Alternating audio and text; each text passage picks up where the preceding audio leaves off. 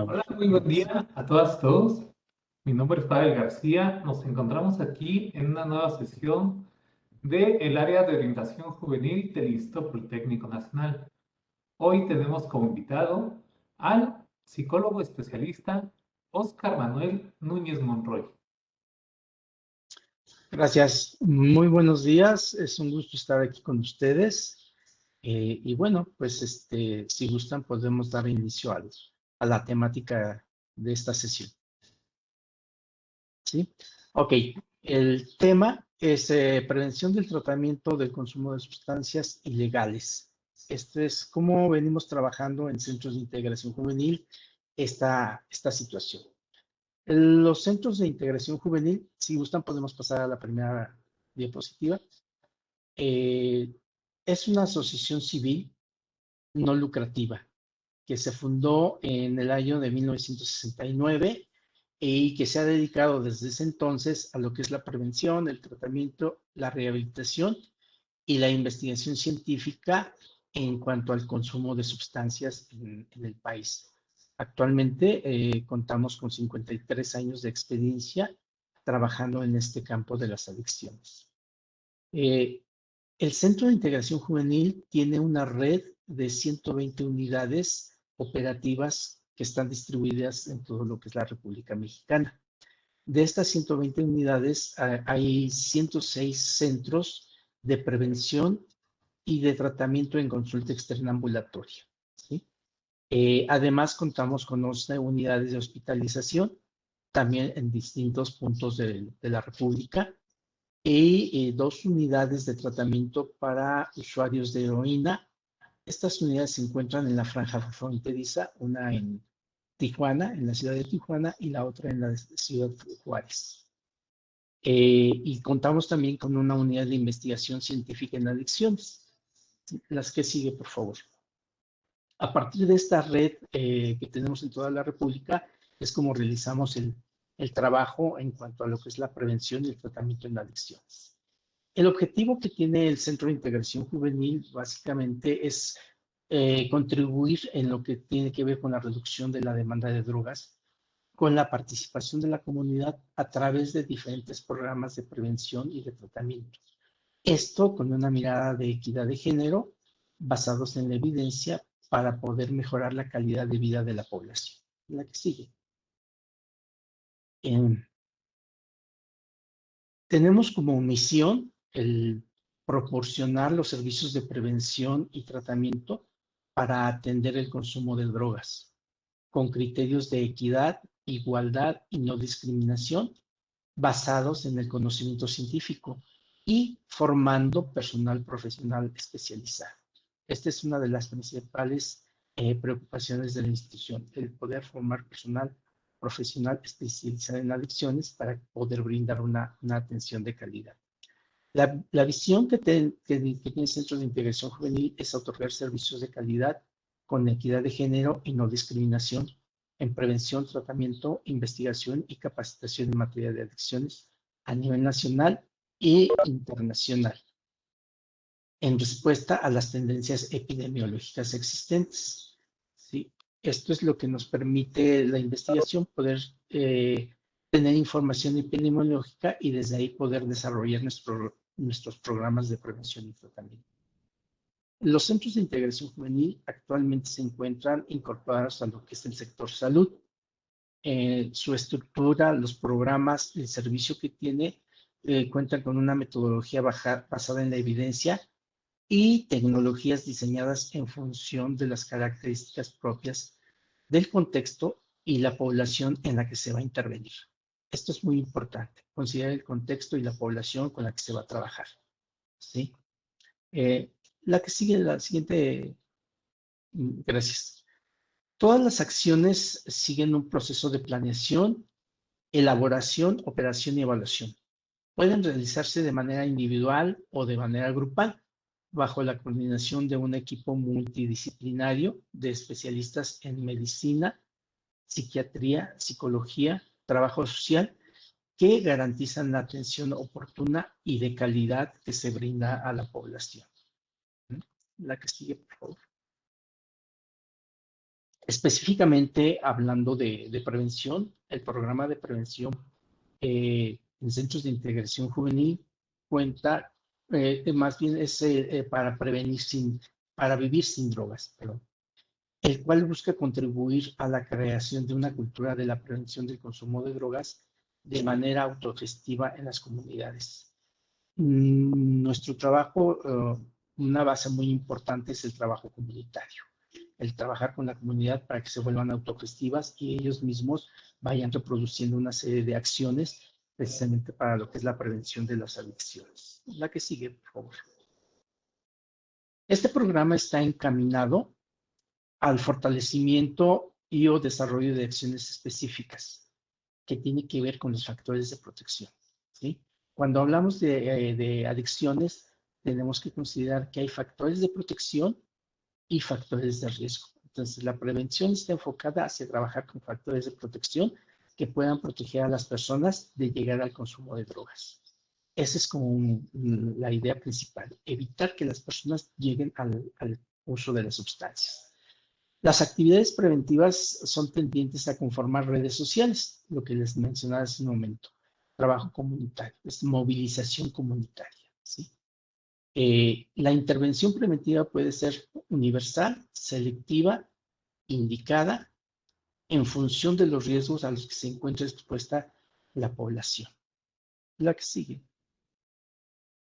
El objetivo general que tiene este programa de prevención es generar ambientes que promuevan el afrontamiento de riesgos psicosociales asociados al consumo de sustancias, la construcción de alternativas propias de protección y el desarrollo saludable de las personas y las comunidades, ¿sí? Este sería como el objetivo que tiene el programa preventivo. Ya hablando de objetivos específicos, tenemos que es reforzar estos factores protectores y hábitos saludables, ¿sí? El poder fortalecer las habilidades y competencias para afrontar ofertas de drogas y riesgos psicosociales. La siguiente, por favor. Evitar el curso del uso experimental al abuso o dependencia de sustancias psicoactivas, ¿sí?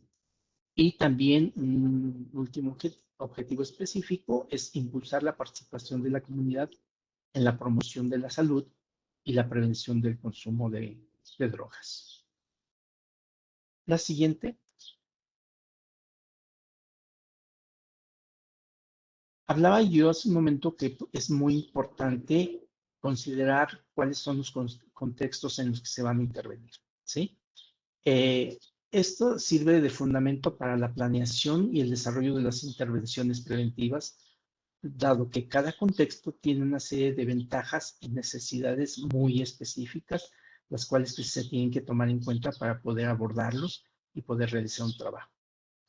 Para poder seleccionar las estrategias de intervención preventivas por contexto, deben tomarse en cuenta estos factores: la edad, el sexo y la etapa de desarrollo de la población, así su nivel de vulnerabilidad social, tal como se esquematiza a continuación. La siguiente diapositiva. Aquí vemos cómo hay tres aspectos que se están dando cuenta. Primero, hablamos de contextos. Cuando hablamos de contextos, nos estamos refiriendo a lo que es, permítanme un segundo porque me estaba apareciendo un mensaje aquí.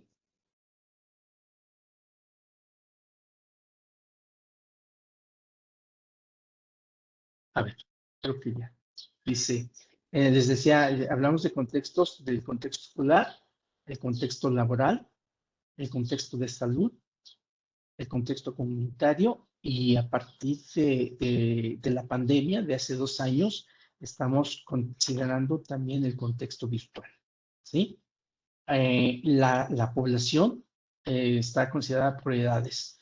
Una primera intervención temprana, estamos considerando edades de 3 a 5 años de edad, que son los niños de preescolar, y básicamente el trabajo se realiza aquí con padres de familia y con las educadoras o los que están a cargo de los niños, ¿sí? Y de 6 a 9 años ya estamos hablando de niños de edad de nivel primario, ¿sí? Aquí trabajamos ya directamente con los niños, trabajamos directamente con con los papás de los niños y con los maestros, ¿sí? La población prioritaria está considerada de los 10 a los 17 años de edad, ¿sí? Y de 18 a 29 años de edad. Y población de apoyo estamos considerando a los mayores de 30 años, ¿sí? Los jóvenes a partir de los 13 años, ¿sí? Padres de familia y grupos poblacionales específicos. En cuanto a vulnerabilidad, se están considerando, por ejemplo, por sus condiciones de riesgo a personas migrantes, a personas indígenas, adolescentes en conflictos con la ley, ¿sí? Que muchos de ellos, el conflicto con la ley tiene que ver con el consumo de sustancias y con algunos actos ilegales, a familiares de personas privadas de su libertad, ¿sí? Y personas víctimas de violencia. Por emergencias epidemiológicas estamos considerando marihuana, inhalables, metanfetaminas, cocaína y crack y opiáceos, ¿sí? Ahora, los ejes transversales para estas intervenciones es la familia, los derechos humanos, el género y la participación comunitaria. La que sigue, por favor. Este programa preventivo integra los diversos proyectos y estrategias metodológicas que se instrumentan con las poblaciones. Estas metodologías se van diseñando y se operan de manera diferencial conforme a las características de la población participante. Hablábamos anteriormente de esta cuestión del género, de la edad, la ocupación, entre algunas otras variables. Debido a que cada etapa de vida y de acuerdo a sus roles sociales, las personas cuentan con recursos para hacer frente a situaciones de vulnerabilidad. También es particular por el dinamismo de los factores de riesgo asociados al consumo de drogas, así también como a otras problemáticas relacionadas. A mayor nivel de riesgo se requiere mayor intensidad de la intervención. Esto es, a partir de la detección del nivel de riesgo y de la vulnerabilidad con un contexto o un grupo poblacional determinado, las intervenciones van a ser diferenciales en cuanto a la modalidad preventiva, ¿sí? O sea, no todas las intervenciones son iguales para toda la población. Se van haciendo estas diferenciaciones en cada una de ellas, de acuerdo a estos factores que acabamos de mencionar. La que sigue, por favor. Tenemos que un primer nivel de intervención es la prevención universal. Y básicamente esta intervención va dirigida a toda la población, sin ninguna distinción entre las personas si son consumidoras o no consumidoras o en riesgo de uso o abuso de sustancias. Y se va desarrollando mediante estrategias generales y perspectivas teórico-metodológicas amplias, poco costosas, aplicables con menor intensidad y mayor cobertura. Básicamente su objetivo es poder reforzar los factores protectores de la población y tiende a promover estilos de vida saludables para evitar o retardar el contacto con las drogas, poder retrasar la edad de inicio del consumo e impedir que este consumo llegue a ocurrir en la población. Ese sería como este primer nivel de intervención, ¿sí? Con la población en general. Un segundo nivel de intervención, ¿sí? La que sigue, estamos hablando de intervención preventiva selectiva.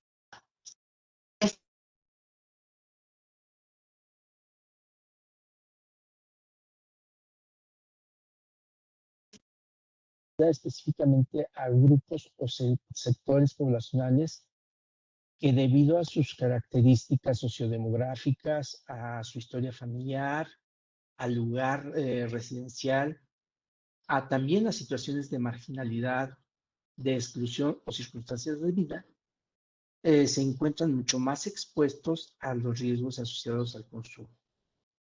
Sí, y pueden ser más vulnerables ante el consumo de sustancias. ¿Sí?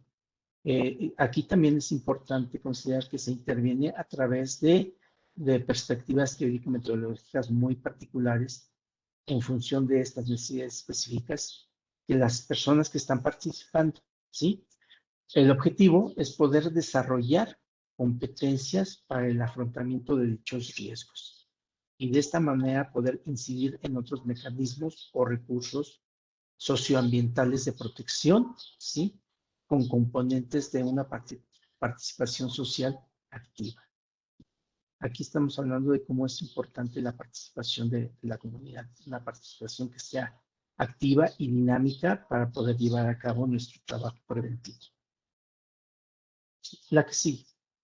Y un tercer nivel de intervención, estamos hablando de la prevención indicada. Este nivel ya está enfocado a personas expuestas a elevadas condiciones de riesgo y a quienes ya han experimentado el consumo de algunas sustancias, pero que aún no cubren los criterios de abuso o dependencia. Son aquellas personas que empiezan como a experimentar el uso de la sustancia, ¿no? Por curiosidad, por presiones del grupo social, por la invitación de algún amigo, de alguna persona significativa, pero empiezan como a tener estos primeros acercamientos al uso de las sustancias. Y específicamente el objetivo es evitar la progresión del consumo, así como aplazar el uso de estas drogas, ¿sí? También limitar el número de tipos de sustancias empleadas. Muchas veces empiezan con el tabaco, por ejemplo, tabaco, alcohol, y de ahí empiezan a experimentar con alguna otra sustancia, como puede ser marihuana, o como puede ser cocaína, y en algunos casos algún otro tipo de sustancia como las metanfetaminas. Entonces la idea es poder evitar empezar a experimentar con este consumo asociado a otras sustancias. Y esto se puede llevar a cabo mediante un proceso de acompañamiento con las o los participantes para que sean capaces de mantener una relación responsable con las sustancias psicoactivas. Y se instrumenta mediante intervenciones breves, ¿sí? Aquí estamos hablando de trabajo muy específico a corto plazo. La que sigue, por favor. Bueno, y aquí les mostramos cómo es que se van a dar estos proyectos en los grupos poblacionales. Por ejemplo, en edades tempranas la modalidad sería una modalidad universal. Les decía yo que estamos considerando a población prenatal de 1 o 2 años de edad, de 3 a 5 años y de 6 a 9 años. Y básicamente, pues con padres de familia, con tutores, con los educadores, las educadoras, que es con las personas que trabajamos. Ya a nivel primaria, sí ya se trabaja con niños, sobre todo a los de quinto y sexto año, es con los que más se trabaja. En edades prioritarias estamos hablando de una intervención selectiva o indicada, ¿sí? Y esto puede ser en grupos de 10 a 11 años, de 12 a 17 años o de 18 a 29 años, ¿sí? Y con la población de apoyo estamos hablando de una intervención universal y específicamente nos estamos enfocando en padres y madres de familia, en personal docente, en personal de salud, ¿sí? Médicos, trabajadoras sociales, personal de enfermería, ¿sí? Y estrategas en la comunidad, ¿sí? Lo que manejamos como líderes comunitarios. Antes está la figura del jefe de manzana, ¿sí? Entonces se va identificando a estas personas que tienen cierta función dentro de la comunidad, que son líderes de estas comunidades, y el trabajo se va enfocando con ellos, precisamente porque son las personas que nos pueden abrir los espacios para trabajar con comunidades más amplias, ¿sí? Y en poblaciones en situaciones de vulnerabilidad añadida, estamos hablando de dos tipos de intervención, la intervención selectiva o la intervención indicada. Y específicamente nos referimos a trabajadores, a personas migrantes, a indígenas, a personas adultas mayores y con otro tipo de condiciones. La siguiente, por favor. Y bueno, aquí ya estamos viendo en esta tabla lo que tiene que ver con las diferentes estrategias que manejamos, que utilizamos y los proyectos ya específicos en el área de prevención. Una primera estrategia es la difusión de los servicios institucionales y los manejamos a través de estos proyectos, ¿no? Información de servicios institucionales, promoción para la capacitación de voluntarios. Este es un trabajo muy importante porque en todas las unidades tenemos personal voluntario de la comunidad que se interesa por participar en lo que es prevención. Entonces, se les da una capacitación para que ellos puedan desarrollar una serie de actividades en sus comunidades, ¿sí? Promoción y difusión institucional. Es una promoción o difusión que se hace con diferentes instituciones de todos los sectores, ¿sí? Y el otro proyecto es administración de redes virtuales. Hay que considerar que en la actualidad esta es un área muy importante, el trabajo en redes virtuales, ¿no? Los jóvenes, la mayoría de la población joven están conectados a las redes y es a través de estos medios que podemos establecer contacto con ellos y podemos difundir los servicios y la prevención de las adicciones. Otra de las estrategias es promoción de la salud. Específicamente están enfocada a cursos de verano para niños y adolescentes y también en otros periodos vacacionales. Por ejemplo, en invierno, en las vacaciones de invierno, también se desarrollan algunos cursos para la población tanto infantil como de adolescentes. Eh, Otra de las estrategias es sensibilización e incremento de percepciones de riesgo.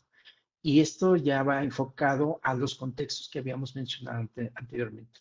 El contexto comunitario, el contexto escolar, ¿sí? En los diferentes niveles de escolaridad, que va desde primaria, secundaria, bachillerato, hasta nivel licenciatura, ¿sí? En el contexto laboral, ¿sí? Con el personal operativo, pero también con mandos medios y superiores, también se trabaja con ellos. Información en el contexto de salud, pues básicamente tiene que ver lo que se realiza, las actividades que se llevan a cabo en las diferentes clínicas del sector salud, ¿sí? Tanto del ISSSTE como del Seguro Social, de la Secretaría de Salubridad, ¿sí? Los centros comunitarios de salud. Otro aspecto es el reforzamiento de habilidades para la vida, ¿sí? Otra de las estrategias. Y esto va enfocado a proyectos muy específicos, como es orientación preventiva temprana, que es con niños específicamente y adolescentes, orientación preventiva infantil y orientación familiar preventiva que va enfocada a padres de familia, ¿sí? Otra de las estrategias es el desarrollo de competencias para el afrontamiento de riesgos. Y los proyectos específicos son desarrollo de competencias con jóvenes, tabaco, pensamiento crítico ante la oferta. Esto es muy importante porque, bueno, el tabaco sabemos que es una de las sustancias lícitas que se ve el consumo como algo normal, ¿sí? Y que, bueno, está permitido desde hace muchos años, pero también hay que considerar todos los daños que provoca en los usuarios del uso de esta sustancia. El desarrollo de competencias para adultos mayores, ¿no? Los adultos mayores también es una población muy importante para trabajar con ellos porque pues muchas veces por las situaciones en las que están, esto les lleva al consumo de algún tipo de sustancia. Muchas veces son medicamentos, abuso de medicamentos, de sustancias de uso médico, ¿sí? Se da mucho la cuestión de la depresión, de la violencia entre ellos, y esto hace que en algunas ocasiones puedan recurrir al consumo de sustancias. Por eso es una población importante trabajar. La estimulación cognitiva para el desempeño escolar. Esto enfocado a poblaciones de nivel primaria, secundaria y bachillerato. Abuso de alcohol y violencia de género, ¿sí? Alcohol, autoeficacia ante el consumo excesivo. En este proyecto, algo que se trabaja es no la prohibición del consumo del alcohol, sino que la persona sea autoeficaz en cuanto a lo que es el manejo del alcohol, ¿no? Que evite el consumo excesivo, que desarrolle un autocontrol, una conciencia, ¿sí? Un reconocimiento de los efectos que tiene el alcohol en la persona para aprender a controlar su consumo. El otro proyecto es el de metanfetaminas y se trabaja lo que tiene que ver con competencias socioafectivas para afrontar los riesgos que implica el consumo de las sustancias. ¿Sí? La siguiente, por favor. Otras estrategias es el desarrollo de competencias para el afrontamiento de riesgos. En esta, los proyectos son talleres en el contexto laboral, el manejo de información de talleres sobre inhalables, desarrollando habilidades para rechazar situaciones de consumo. Otro es el autocontrol ante el abuso de Internet, de los juegos y videos y juegos de azar. Sí, esto es algo que se está dando mucho en la actualidad con el manejo de las tablets, de los celulares, de las laptops, ¿sí? Los chicos, las personas están muy metidas en este tipo de aparatos y muchas veces se llega a generar una adicción hacia ellos, ¿no? Otro proyecto es marihuana. La idea es informar para que la persona decida la cuestión del consumo, ¿sí? Competencias prosociales y autocontrol en la adolescencia, ¿sí? Alternativas saludables para prevenir prácticas sexuales de riesgo. ¿Sí? Estos serían estos proyectos. En cuanto a las estrategias de reducción de riesgos, estamos hablando de lo que es detección temprana de la prevención, consejo breve para usuarios experimentales. Estas son sesiones de 10, 15 minutos, ¿sí? Sobre los efectos y los daños que pueden causar las sustancias para que vayan tomando conciencia y tomando decisiones en cuanto al manejo o el consumo de sustancias. Otro proyecto es bienestar emocional en el embarazo. Esto básicamente es una consejería que se da a personas embarazadas para prevenir el consumo de sustancias, de alcohol, de tabaco principalmente, y evitar daños en el producto. ¿Sí? Otro de los proyectos es alcohol. También aquí se busca la autoeficacia ante el consumo excesivo de la sustancia. Otra de las estrategias que se manejan es la formación de personas estratégicas. Lo que les decía yo, capacitación de voluntarios y de personas estratégicas en la comunidad para que puedan reproducir una serie de técnicas, de estrategias para la prevención de adicciones en las comunidades. Ahora, las estrategias transversales, estamos hablando de jornadas preventivas, de centro preventivo de día y de eventos comunitarios. La que sigue. Bien. Hablábamos ya entonces de lo que es el programa para vivir sin adicciones y hablábamos de estas intervenciones por contexto y modalidad y de los diferentes proyectos con los grupos poblacionales. Ya para cerrar lo que es esta parte de prevención, estamos hablando que el modelo preventivo del Centro de Integración busca intervenir con las poblaciones antes de que enfrenten problemas de uso de sustancias, ¿sí? De que se dé una adicción o una dependencia a las sustancias psicoactivas. Y cada una de estas estrategias preventivas agrupa diferentes proyectos, como lo describimos ahorita, ¿sí? Como lo acabamos de revisar, que se van traduciendo en los servicios institucionales que se proporcionan a la comunidad para prevenir el uso de las sustancias. Esto es lo que tiene que ver con prevención exclusivamente. Tendríamos que hablar de lo que es tratamiento y rehabilitación, que sería la siguiente parte de la presentación. Entonces, cambiamos de diapositiva, nos vamos a la siguiente. Sí, y en este sentido podemos decir que el tratamiento en Centro de Integración Juvenil comprende lo que es consulta externa y hospitalización. Son dos modalidades, estas dos modalidades las que ofrecemos a la población. ¿Sí? Y se han clasificado a los consumidores de sustancias psicoactivas en usuarios y adictos. De ahí para poder determinar el tipo de intervención que se va a realizar con ellos. Tanto en el modelo de consulta externa ambulatoria como en hospitalización en las unidades de internamiento, consta de 4 etapas.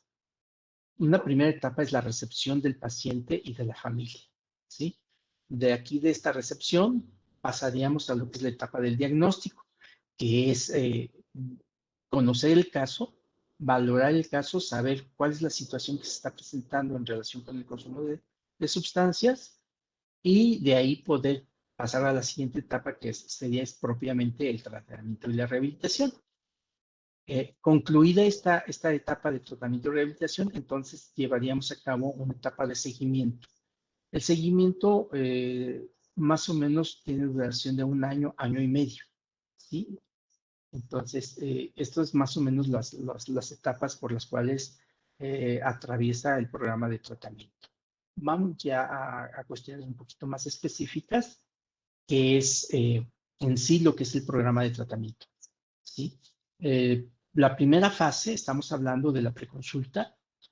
Aquí tenemos reuniones informativas de tratamiento, y tenemos lo que es aplicación de espirometrías intramuros y extramuros y en unidades móviles para ver cuál es la situación ante el consumo de tabaco y de marihuana y de crack, ¿sí? Y también tenemos lo que es pruebas de detección de monóxido de carbono en aliento. También esto se realiza a nivel intramuros, a nivel extramuros y en algunas unidades móviles que recorren o van a distintos puntos para poder realizar estas pruebas. Entonces, esta sería como la primera fase, la preconsulta. La siguiente fase, estamos hablando de lo que les decía yo, que es la fase de evaluación clínica y diagnóstico, ¿sí? En esta fase de evaluación clínica, un primer servicio que se hace es una entrevista inicial con el paciente o con los familiares, dependiendo quién asista a solicitar la atención, ¿sí? De ahí, entonces, pasaríamos a lo que puede ser una intervención breve, sí, que puede ser un grupo de contención, que puede ser una sesión de contención que se le dé al paciente o al familiar, ¿no? Una intervención en crisis cuando llega la persona, puede ser el familiar o puede ser el mismo paciente que llega en una situación de crisis por el consumo, se le atiende en esos momentos, ¿sí? Una consultoría familiar o un grupo de recepción o un consejo breve. Esto sería como las intervenciones breves que se pueden realizar. De ahí podemos pasar a lo que sería esta primera entrevista, sería un estudio socioeconómico, ¿sí? Y después pasaríamos a lo que es la historia clínica, una entrevista psicológica y para poder establecer un plan de tratamiento y se lleva a cabo una sesión de retroalimentación con el paciente o con la familia. Si gustan, podemos pasar a la siguiente diapositiva para ver el diagrama e ir viendo la secuencia de esta atención, de estos servicios, ¿sí? En cuanto se realiza el estudio socioeconómico, de ahí podemos pasar a una intervención breve o podemos pasar a una intervención temprana. La intervención temprana va dirigida específicamente a grupos de adolescentes o adolescentes que han tenido algún contacto con alguna sustancia, ¿sí? Regularmente nos mandan alumnos actualmente nos han estado mandando alumnos de primaria, quinto, sexto año de primaria, de secundaria y también de bachillerato. Entonces se trabaja a nivel de grupo, ¿sí? Son 5 sesiones las que se trabajan con ellos sobre factores de riesgo, los daños que causan las sustancias, y se trabajan 3 sesiones con padres de familia. También sobre estos temas, sobre cuestiones de riesgo, daño y riesgo, y prevención del consumo. En esta otra intervención breve para adolescentes con uso de marihuana, específicamente es para chicos que están ya con el consumo de marihuana, entonces ya se hace una intervención ya más específica con ellos acerca de lo que es el consumo de la marihuana, ¿sí? El otro servicio que decíamos de diagnóstico es la historia clínica, ¿sí? Y de ahí se establece el plan de tratamiento y se hace una sesión de retroalimentación. Después de ahí ya pasaríamos a lo que es la fase de tratamiento. En la fase de tratamiento puede ser una modalidad intensiva que nosotros manejamos como centro de día y que tiene que ver con un trabajo ya sea de 3 a 5 días a la semana, entre 4 y 5 horas al día, ¿sí? Esto ya es para una población ya muy específica, donde muchas veces son personas o son chicos que no están estudiando, que no están trabajando y que la mayor parte del tiempo están con la cuestión del consumo. Entonces, la idea es como brindarles este espacio libre de drogas con una serie de actividades, tanto de tratamiento como recreativas, para lograr un proceso de desintoxicación y sin necesidad de estar en un internamiento, ¿no? Es un espacio de tiempo al día de 4 a 5 horas, les decía yo, en el transcurso de la semana, ¿sí? La otra modalidad de consulta externa es la consulta externa ambulatoria, que básicamente son para personas que sí están en la actividad académica o actividad laboral, pero que sí requieren un tratamiento.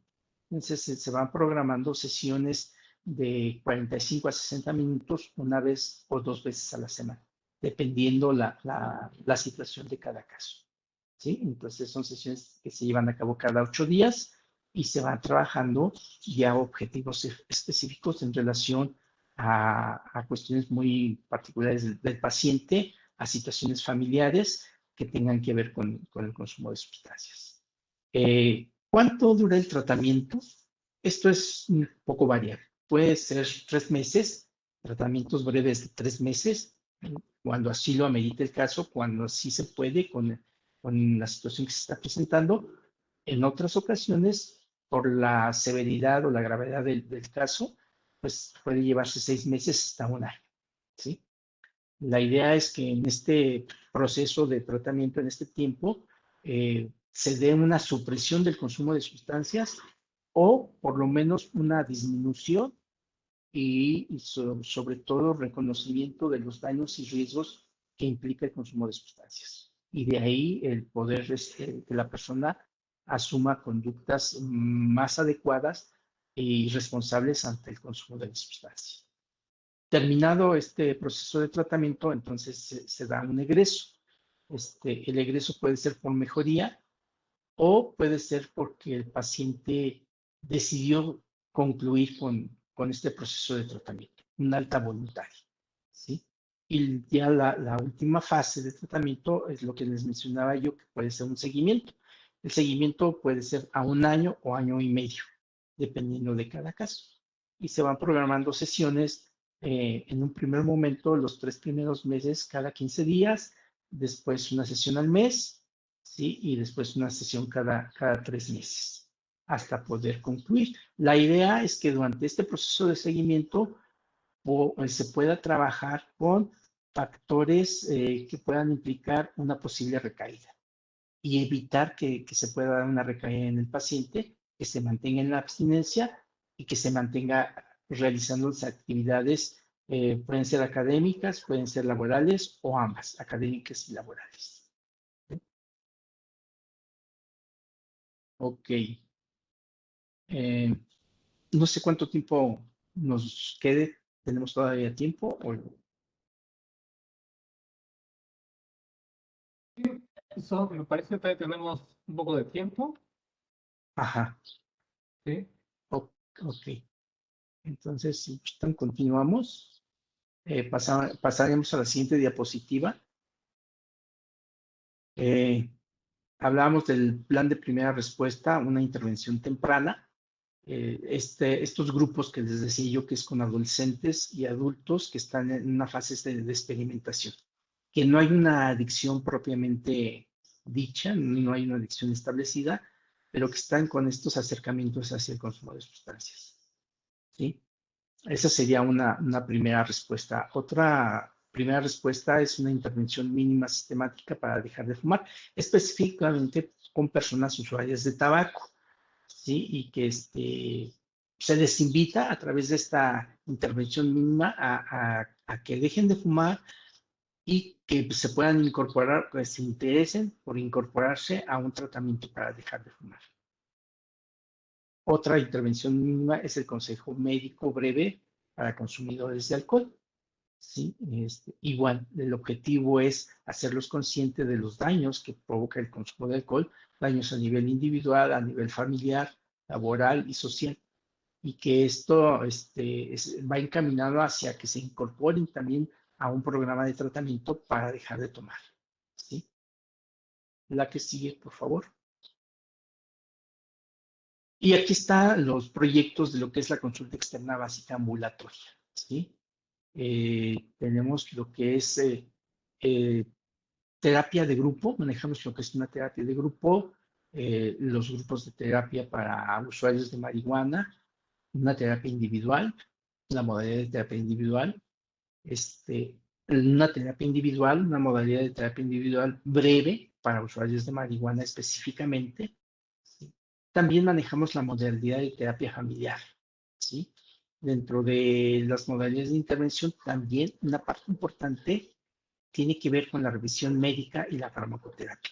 En muchos de los casos, no en todos, pero sí en un buen porcentaje, es necesario la intervención del médico, ¿no?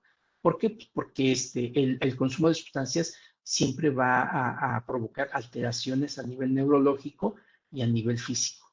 Y para esto se requiere que el paciente esté con la prescripción de ciertos medicamentos que le ayuden otra vez a regular el funcionamiento neurológico y a evitar las, los malestares físicos que provoca la adicción al consumo de sustancias. También se trabaja con grupos de familiares.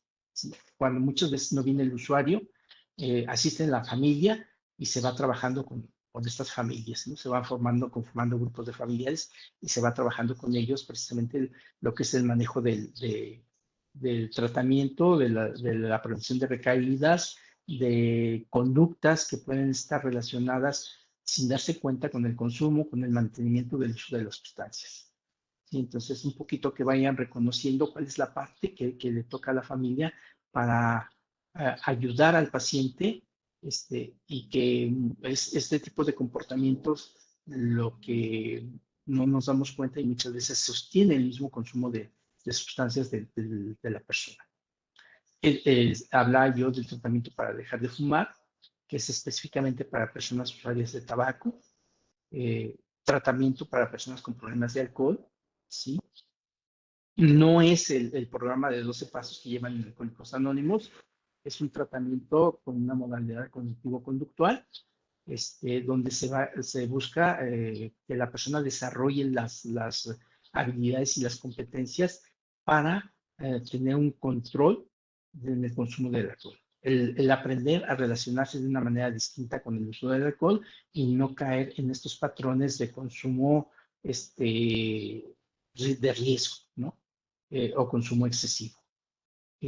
En algunos centros hay personal que tiene formación en auriculoterapia, que tiene una capacitación en auriculoterapia y que aplica esta técnica precisamente para el manejo del síndrome de abstinencia, la disminución del deseo de consumo, disminución de la ansiedad, entre otros tipos de situaciones que se manejan con esta técnica y que ha dado muy buenos resultados. Otro de los proyectos que trabajamos en tratamiento es la prevención de recaídas. Lo que les decía yo, que es lo que trabajamos en esta etapa de seguimiento, el que el paciente vaya reconociendo cuáles son aquellas situaciones que pueden provocarle una recaída, identificarlas y buscar formas alternativas para evitar regresar otra vez al consumo de sustancias. Y en el caso de que se llegue a dar una recaída, trabajar precisamente esta parte con el paciente para que salga de esta recaída y vuelva a lo que es la etapa de abstinencia, y se mantenga en la abstinencia. Y por último está lo que es la rehabilitación y la reinserción social. Básicamente la rehabilitación son una serie de actividades enfocadas a trabajar aquellas áreas que han sido afectadas por el consumo de sustancias, que puede ser el área laboral, el área educativa, el área recreativa, ¿sí? O sociolaboral, y de ahí poder ayudar al paciente a que se reinserte otra vez en la sociedad, trabajando o estudiando, ¿sí? Entonces, a esto nos referimos con lo que es rehabilitación y reinserción social. Como pueden ver, tenemos servicios complementarios, un diagnóstico familiar, pruebas psicológicas y psicométricas, pruebas de detección de consumo de sustancias, pruebas rápidas para detectar VIH. Algunos pacientes, por el tipo de consumo o por la forma de estilo de vida que tienen, pues se ponen en riesgo de adquirir VIH o otro tipo de enfermedades transmisibles. Entonces sí es importante como aplicar estas pruebas para saber cuál es la situación del paciente y que se pueda atender en la medida de lo posible. Las espirometrías, que ya habíamos hablado de ellas, la detección de monóxido de carbono y el rescate. Muchas veces cuando el paciente deja de asistir, es importante hacer un rescate, saber qué fue lo que pasó, qué fue lo que hizo que el paciente dejara de asistir a su tratamiento, con la posibilidad de que se vuelva a incluir, que vuelva a retomar el tratamiento y continuar con su proceso terapéutico. ¿Sí? Intervenciones breves, hablábamos de intervención en crisis y de consultoría familiar. Durante el proceso de tratamiento, la persona puede presentar una crisis, ya sea un familiar o el usuario, y se tiene que atender ya de manera específica esa situación, ¿sí? O en algunos casos, el familiar trae alguna situación en particular que le está afectando, que tiene que ver con el paciente o que tiene que ver con el consumo, y entonces se abre un espacio para el familiar para poder tener esa consultoría. Nos pasamos a la siguiente diapositiva y en esta está el esquema de lo que manejamos como la modalidad de centro de día. Lo que les decía yo al inicio, esta intervención intensiva, que no es internamiento, simplemente es atender a estos pacientes que no tienen alguna actividad laboral o que no tienen una actividad académica, pero que la mayor parte del tiempo se la pasan con el consumo. Entonces, es brindarles este espacio para darles contención, una contención libre de drogas, pero sí con una serie de actividades de tratamiento, de rehabilitación y recreativas que les ayuden a salir del consumo de sustancias, rehabilitarse y poder regresar al trabajo o poder regresar a la escuela. Y básicamente, pues empezamos con una sesión de iniciación donde se presenta el grupo, se presenta cada uno de los integrantes que van a participar en esta modalidad, ¿sí? Para conocer cada uno de los casos que van a estar ahí conviviendo en esta modalidad terapéutica. Y cada semana se hace una asamblea comunitaria. Es una asamblea horizontal donde todos participan, tanto el equipo interdisciplinario, el equipo médico técnico interdisciplinario, como los pacientes y familiares de los pacientes, ¿no? Es una asamblea comunitaria para saber qué es lo que se va a trabajar en la semana, saber cuáles son las inquietudes que hay en el grupo y de esta manera poder darles una atención y un seguimiento al programa de tratamiento, ¿sí? Se trabaja con grupos de ayuda mutua para pacientes. Otro de las actividades es la formación de una nueva red alejada del consumo de sustancias, que no tenga que ver con el consumo de sustancias. Regularmente los pacientes, la red social que tienen, pues tiene que ver con el uso de sustancias. Entonces, la idea es poder crear redes donde el paciente se sienta acogido, donde se sienta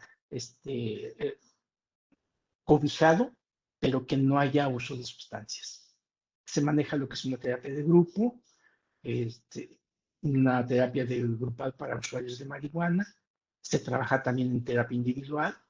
Eh, en el transcurso de la semana se van teniendo sesiones con el médico, se hace una revisión médica y se va revisando en los pacientes que están con medicamentos, cómo va la asimilación del medicamento, cómo se está sintiendo, si hay que modificar las dosis, si hay que hacer ajustes a las dosis o cambiar el tipo de medicamento que se está prescribiendo, ¿sí? Se trabaja también con la prevención de recaídas.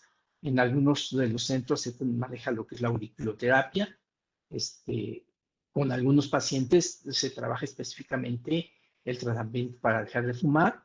o el tratamiento para problemas de alcohol, ¿sí?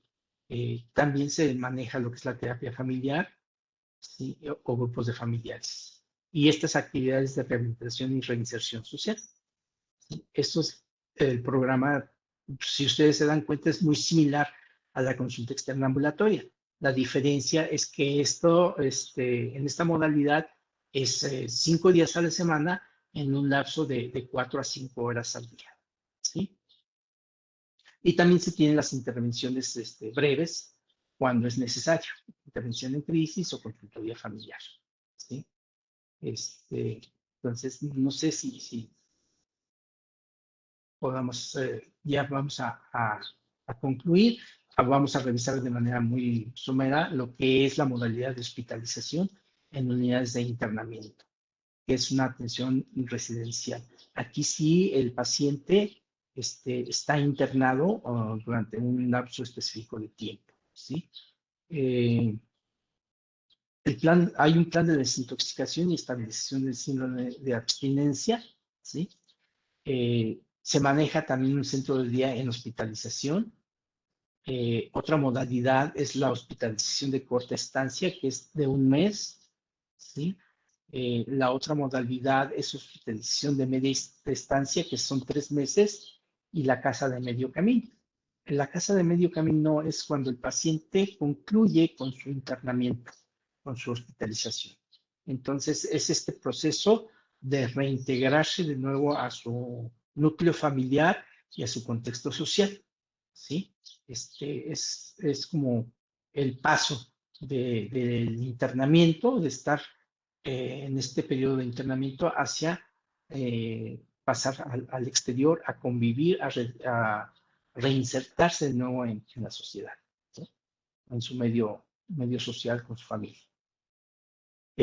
También se maneja un programa de reducción de daño para personas usuarias de heroína. Este programa se maneja específicamente en la frontera norte, ¿sí?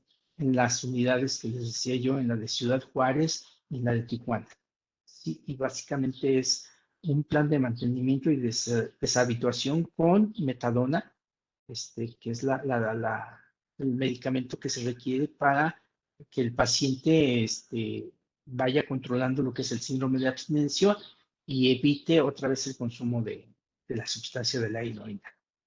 Hay también distribución de paquetes de oportunidad para la salud, que son jeringuillas y condones. ¿Por qué? Porque entre ellos es muy común el intercambiar las jeringas, ¿sí? Y esto, pues, es un foco de contagio para VIH, ¿sí?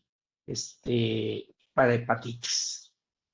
Y el uso de condones porque, pues, también no tienen mucho cuidado con las relaciones sexuales, entonces también provoca enfermedades de transmisión sexual, ¿sí? Bien. Eh, Otros programas de consulta externa, sus programas, es el servicio de SIG Contigo, atención en línea. Es una línea de apoyo psicológico, de intervención en crisis, ¿sí? Para personas que en este momento se sientan mal, ya sea por consumo de sustancias o familiares con pacientes usuarios de sustancias y que de repente entren en una situación de crisis porque no saben cómo manejar el caso, pueden comunicarse. Esta línea de atención es aquí en la Ciudad de México, es el 55 52 12 12 12. Funciona las 24 horas del día, los 365 días del año, ¿sí?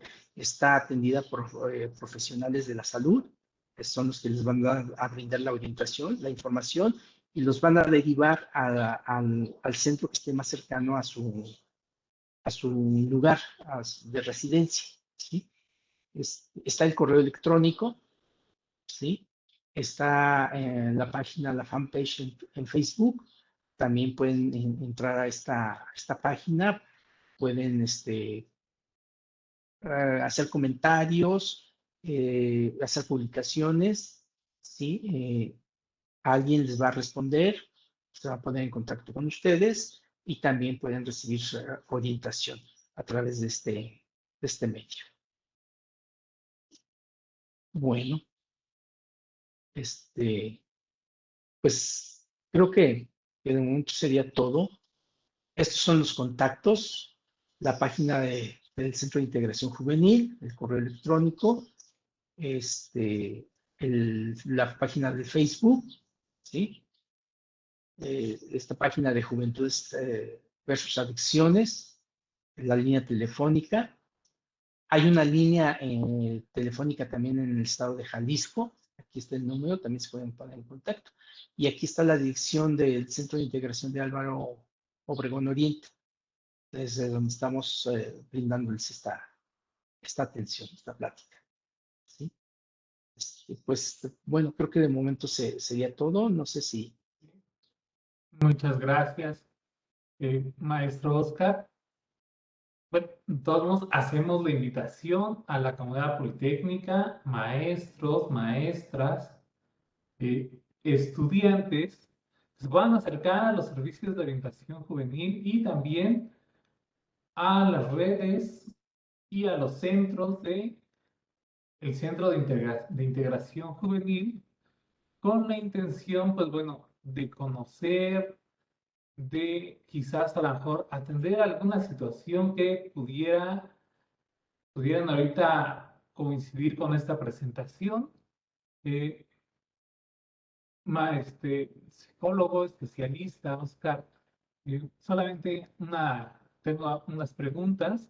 En caso de que algún miembro de nuestra comunidad politécnica se quisiera acercar a los centros de orientación juvenil, ¿qué requeriría la persona? Simple y sencillamente comunicarse, ¿sí? Este, aquí en la Ciudad de México tenemos alrededor de 16 centros en las diferentes delegaciones, ¿sí? Pueden contactarse al teléfono que les había ayudado, a la línea de Stick Contigo, el 55 52 12 12 12, para pedir información de cuál es el centro que les quede más cercano a su residencia, a su lugar de residencia, ¿sí? Y el único requisito es acercarse, ya sea hablar por teléfono o ir directamente, se les va a atender, y ya de ahí se determinará cuál sería el siguiente paso a seguir.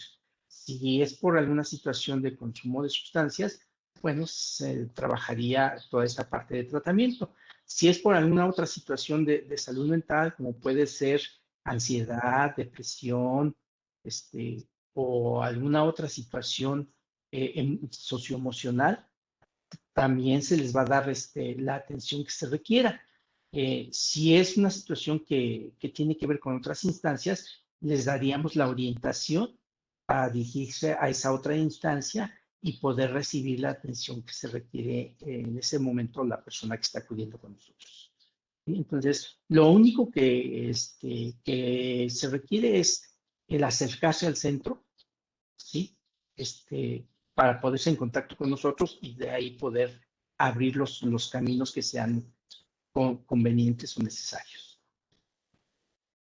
Sí, sí, por supuesto. Y bueno, pues también hacer la invitación de que si algún estudiante quizás conoce a alguna persona, algún integrante de su familia, pudiera compartir esta información con ellos, mencionarle que se encuentran los centros de integración juvenil con personal especializado, altamente capacitado, como el licenciado Oscar, y que estos centros se encuentran en toda la República Mexicana. Hay que considerar también que el instituto cuenta con unidades en otras entidades federativas que pues, muy probablemente tengan un centro de integración juvenil a la cercanía. Pues bueno, maestro Oscar, le damos un agradecimiento a nombre de toda la Cámara Politécnica. Agradecemos el acercar esta información a nuestra comunidad. Muchas gracias y espero poder nuevamente algún día coincidir en alguna otra actividad. Muchas gracias. Gracias a ustedes por la invitación. Que tengan buen día. Hasta luego. Bien.